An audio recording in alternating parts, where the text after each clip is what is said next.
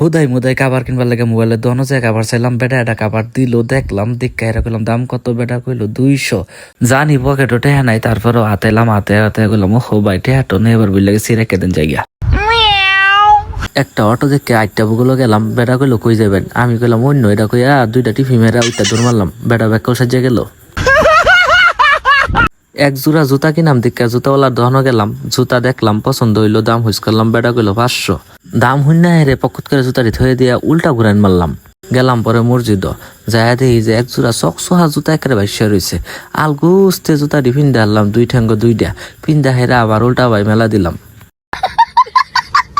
একটা খাওয়ানোর দোকান দেখে ভুগলে গেলাম, জাহেরা দিয়ে সব লোভনীয় খাবার, কিন্তু আশেপাশে কেউ নাই। এই সুযোগ বুঝ জাহেরাই একটা সমস্যা একের মুখটা আমাদের ঠাইসা ধরলাম।